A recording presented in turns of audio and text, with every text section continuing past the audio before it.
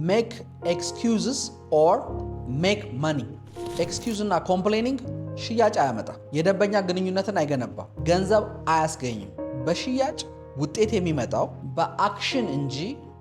በኤክስፕላኔሽን አይደለም ለምንድን ነው excuse እና complaining ሽያጭ እንዳይመጣ የሚያደርገው አንደኛ ጊዜውን ያባክናል እያንዳንዱ ኮምፕሌን የምታደርግባቸው ደቂቃዎች ፕሮስፔክት ፎሎ አፕ ወይም ክሎዚንግ የምትሰራበትን ጊዜ ነው ሁለተኛ ሞራልህን ያወርድብሃል ሽያጭ በራስ በመተማመን የተሞላና በእንቅስቃሴ የታገዘ ነው አላስፈላጊ ኤክስኪውዞች እነዚህን ሁለት ነገሮች ያጠፋል ሶስተኛ ትኩረትህን ከመፍትሄው ያርቃል ጎበዝ የሽያጭ ወኪሎች ጊዜያቸውን ችግር ላይ አያጠፉ የማሸነፊያ መንገዶች ላይ ያተኩራሉ አራተኛ ደንበኞች ያንተን ችግር ማወቅ አይፈልጉም ምክንያቱም የሚያስጨንቃቸው የራሳቸው ችግር አላቸው ያንተ ስራ የነሱን ችግር መፍታት አምስተኛ ኤክስኪውዞች ያስተሳሰብ ክፍተትን ያመጣሉ ጎበዝ የሽያጭ ወኪሎች